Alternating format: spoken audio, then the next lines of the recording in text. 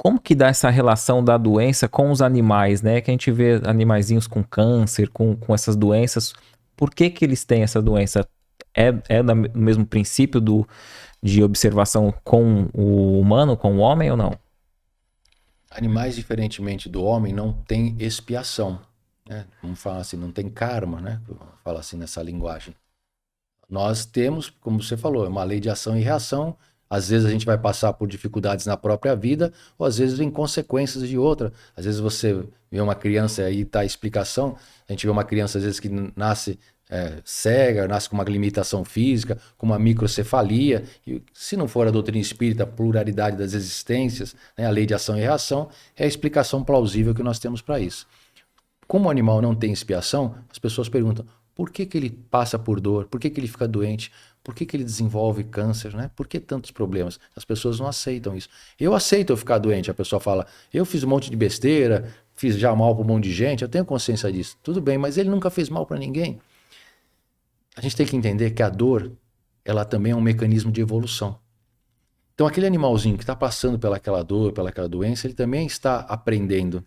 Ele não está sendo em vão.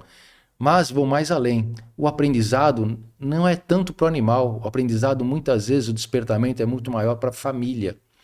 Porque através daquela doença, por exemplo, da família, ele vai ali, o animalzinho desenvolve um câncer, como você falou, que hoje a gente vê muito câncer nos consultórios veterinários, nos animais. Ele vai atrás de diversos veterinários, de diversos especialistas e nenhum dá jeito. E aí alguém fala assim para ele, olha, tem determinado centro espírita, tem assistência espiritual, vai até lá, dá um passo para ver se melhora. Então, às vezes, a doença do animalzinho, ela tem um caminho a ser traçado pelaquela família para direcionar por algum motivo. A gente não sabe qual é o desígnio de Deus, porque a gente vê uma situação, uma vida como um filme inteiro para nós, mas na verdade, para a espiritualidade, uma vida é uma chapa, é uma fotografia que vai se juntar com todas as outras tuas vidas anteriores e posteriores, para lá no final realmente formar um desenho animado da tua vida. Só que a gente só está vivendo esse momento. E aí eu falo, pô, Deus é injusto. Há alguns dias atrás, muito interessante, um menininho de 10 anos mandou uma mensagem que ele estava revoltado com Deus, porque Deus tinha levado o animal dele, que ele não aceitava, que Deus não podia tirar o cachorro dele, que o cachorro dele era o amor da vida dele. E aí a mãe pediu se a gente podia falar alguma coisa para o menino para consolar esse menino. E a gente tem que entender o seguinte, que Deus não é injusto. Deus dá a oportunidade de todos nós vivermos, bem ou mal, através das nossas escolhas. O animal ele vai viver bem ou mal de acordo com a capacidade do tutor de orientá-lo. Mas para ele ver pelo outro prisma, que ele teve a oportunidade de conviver com aquele animalzinho, que ele poderia voltar para ele, que ele teve muito aprendizado, momentos bons, né, momentos de alegria. E se ele ficou doente, faz parte, porque todos nós encarnamos jovens, bonitos, fortões, e com o tempo a nossa máquina, o nosso corpo físico, ele vai evoluindo, vai crescendo, mas ele vai se desgastando, e com o tempo ele vai perecer. Mas não quer dizer que o corpo perecendo, que ele vai sumir, que ele vai se desintegrar. A gente explicou para esse menino que esse cãozinho está no plano espiritual e pode voltar para ele.